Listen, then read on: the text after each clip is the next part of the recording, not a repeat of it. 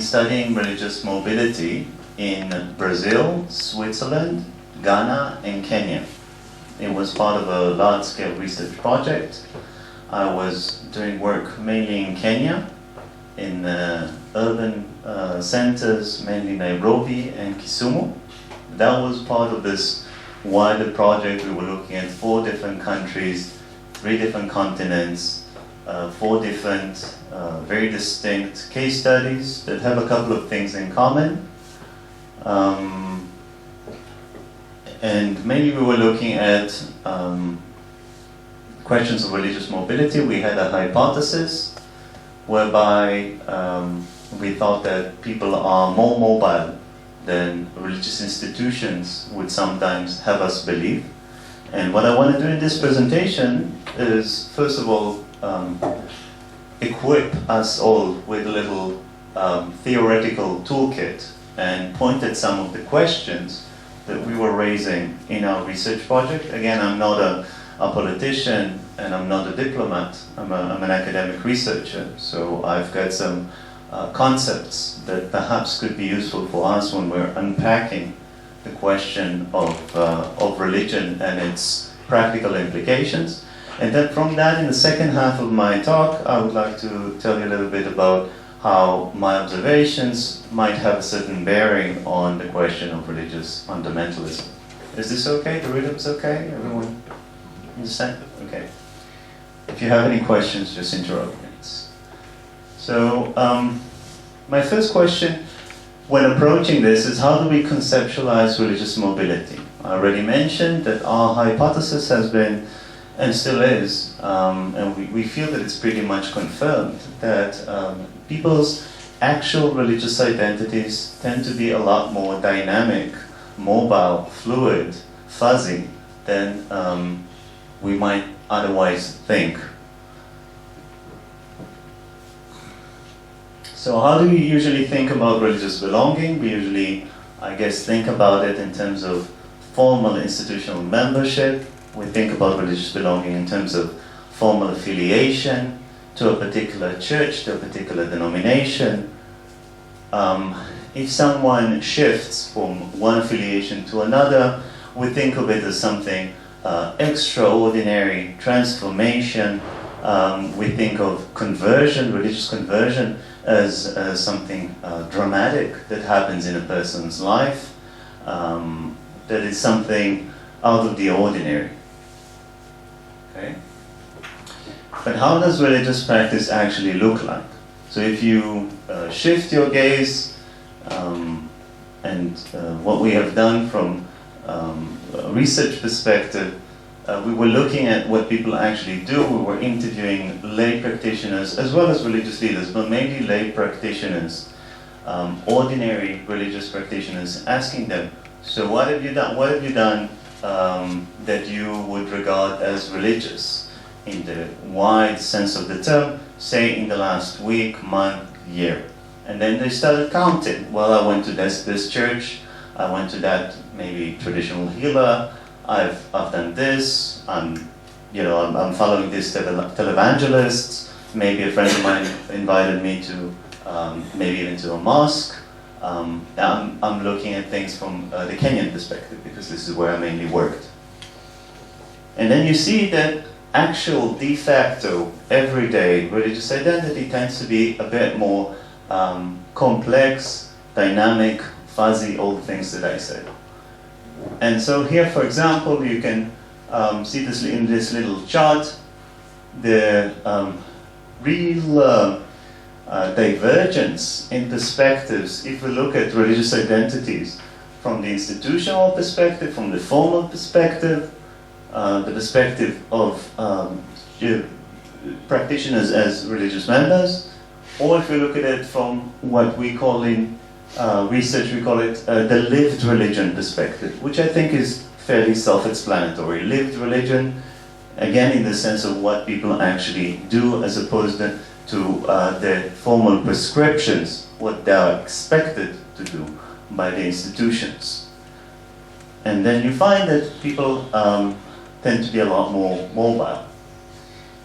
And how do we start conceptualizing it? So, for example, if we think about again, that term that we like to use when we talk about religious mobility, we like to use the term conversion.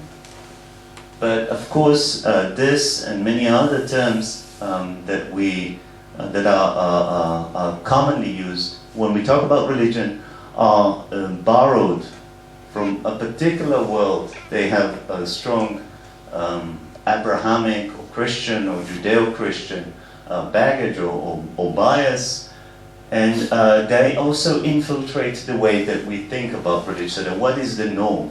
What is normal when people practice? So when we think about religious mobility in terms of conversion, then the expectation is that if I have shifted from denomination A to B, then to C, then I have completely jettisoned and broke all my ties with the previous affiliations. Whereas, if you start looking at what people actually do, then you find that sometimes it's much more complex and accumulative even. So, for example, the typical story from Kenya, a person moved from the village to the city, they shift to another denomination, in addition to all those kind of peripheral secondary practices that they may have. But when they go back to the village, they go back to the church that they are familiar with in the village. Or a woman who has married and has moved to her husband's church, which again is very common, but when she goes back and she's with her family, of course she would go to the church that she's familiar with, where she grew up. So there's still some kind of a hidden layer of belonging, religious belonging, that you don't see so much on the surface. And these are some of the questions that we grapple with as academics, because we want to put things in nice frames.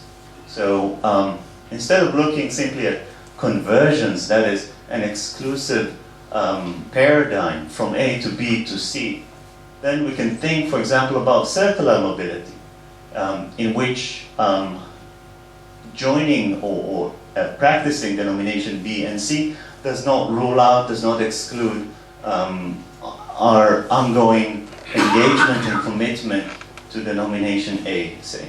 Okay?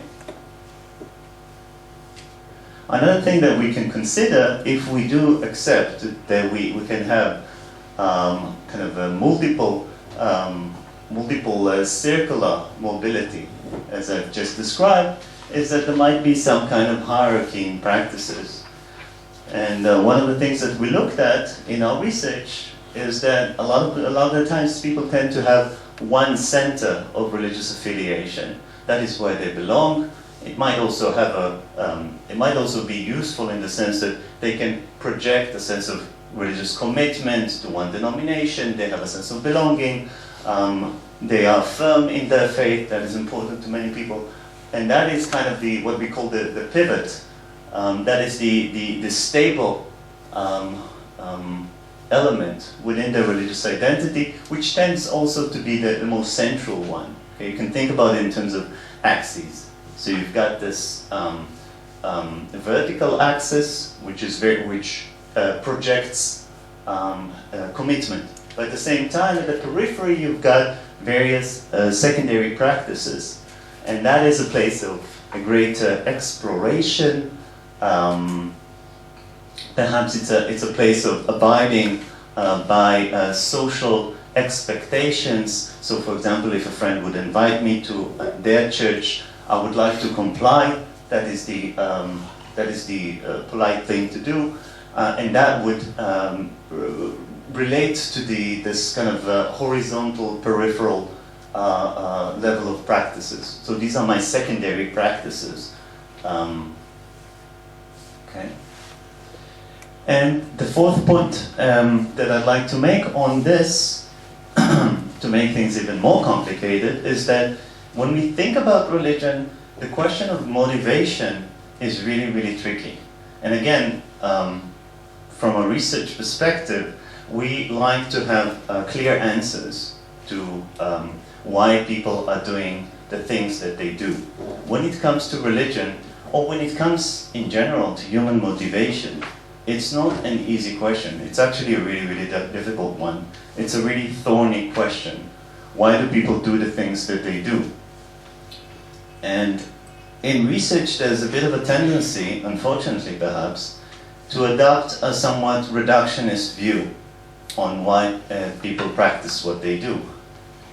So, if you're probably familiar with perspectives on the Pentecostal wave in Africa, across Africa and in other places in Latin America. It's also very big in some places of Southeast Asia. And in the scholarship, there's a lot of emphasis on the practical reasons why people convert to Pentecostalism. So a lot of the literature speaks of trying to adjust to a changing economic and social system. So, for example, moving to the city, trying to integrate into a different economic logic. A person might find themselves inspired by the kind of teachings that they may find in Pentecostal churches, evangelical churches, that emphasize, for example, personal autonomy, that emphasize material accumulation, etc. So what we're doing in our research is we're not just looking at any particular logic or any particular reason why a person does what they do, but we really try to look at how a certain set of practices have consequences. What is the constellation, or how can a person's set of practices can be read from various angles? What are the social implications? What are the practical implications? And then what we call inclinational implications or inclinational logic, which refers to really the aspects which are irreducible to either social or practical elements or reasons or motivations. And inclinational logic would refer to a person practicing without perhaps being able to give you a reason why, or would they say, it is my faith, it is where God wants me, I do it because this is what's right for me. This is that place which is irreducible to any of the other motivations. And so I'm stressing this because I think it's important. That the question of motivation for religious practice and for religious mobility, I think, is a central one. And lastly, when we look at mobility, we also ask ourselves, yeah, but mobility where? Within which universe, as it were? Within which religious landscape? Are we talking about people? If I emphasize that people tend to be more mobile than we usually think, does that mean that they just go anywhere? Or are there all sorts of inhibiting, controlling, delimiting factors that keep them more or less within a given frame? And for example, in Kenya, according to our research, we found that there's a lot of mobility, that's true, but most of it tends to keep to what we call the territory of normative Christianity. And of course, normative in the eyes of whom? These are social norms. So these are, here you can see, I don't know how well you can see, these are examples of 5 of our interviewees. And we just counted some of the churches that they told us that they were attending at different points in their lives.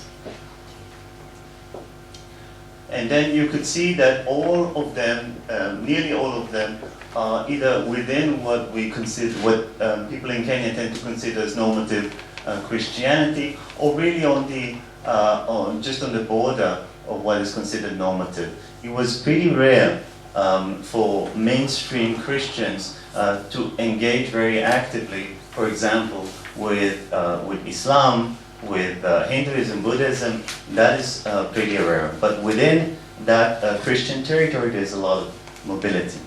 Okay. So within our work, actually, we used a metaphor, and that metaphor is boutinage. So boutinage is a French word. It doesn't really have an English parallel. It refers to the social behavior and action of bees. So bees, as they pollinize and they hop, as it were, between different flowers, as they gather the pollen in order to make the honey. So they don't move in a very organized fashion from A to B to C. They really go back and forth between different flowers and seek the nectar that they could forage. And that is the perspective that we have taken. Part of the reason why we've used this metaphor is in order really to emphasize that we are not using a theological terminology that can create a bias in how we perceive this kind of behavior. Because if you think about it, we have a tendency to prefer stability in terms of personal identities. By and large, the stable person is considered someone, I think, in a more privileged position. Sometimes, and perhaps it's even applicable to how we perceive human societies, nomadic societies versus sedentary societies. So we're using this, what we consider as a biological neutral language. So the idea is to really reverse the perspective. The person is not, or the practitioner, the practitioner is not assumed to be sedentary, and mobility is not assumed to be a disruption. We reverse this and say, well, perhaps mobility is the norm rather than stability. Okay? The same way that the bees are so mobile. So what does this imply for politics? Okay? As I said, we looked at 4 different countries, and we found that the extent of this kind of religious boutinage has been really striking. People are very mobile, albeit usually within more or less predefined territories. So what does this imply for politics and for society? And I want to focus very briefly, I don't think I have much time, on the question of fundamentalism. Now, how do we understand religious fundamentalism? Of course, religious fundamentalism cannot be dissociated from politics, so let's call it religio-political fundamentalism. It tends to have a political agenda. So for the sake of the discussion, what if we think of fundamentalism? And I think this is not far-fetched to think of it as some form of rigidity. Rigidity in doctrines, rigidity perhaps in time. And also attachment to a religious institution that is believed to have the whole truth. And that we can already see is in stark contrast with how we perceive actual practice. So this idea of the totality of the authority of the institution or tradition is really, we feel, removed from what people actually do in many cases. And I guess I should also emphasize, when I talk about fundamentalism, I'm not talking about any particular religion. I think this is a strand that you can find in any religion. Yeah. So fundamentalism, in the sense of religious rigidity, is in contrast, or at least in tension, with our observations regarding boutinage. And if that is true, does it stem ecumenism, tolerance, and coexistence?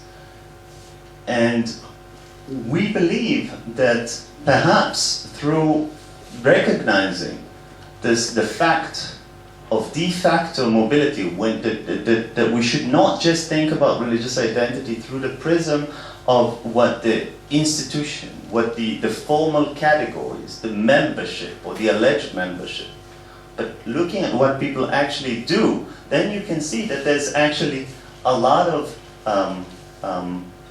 mobility, a lot of boutinage that really maintains perhaps a kind of a culture of tolerance and coexistence. So, for example, in our work, we looked a lot at church visits. A lot of people are invited or invite others, colleagues, friends to their church or to their mosques, and that facilitates a de facto state of coexistence.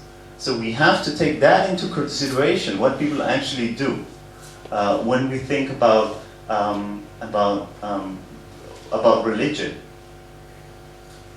So we propose that that shifting from one religious form to another is conducive to ecumenical acceptance and can help to contain intolerance and religious extremism. And this is kind of our main hypothesis. And that this strand that encourages practitioners to familiarize themselves and engage with multiple religious registers can help to contain the risk of religious and by extension social and political cleavages. And so that makes us also wonder whether this kind of practice can be regarded as a kind of a political action.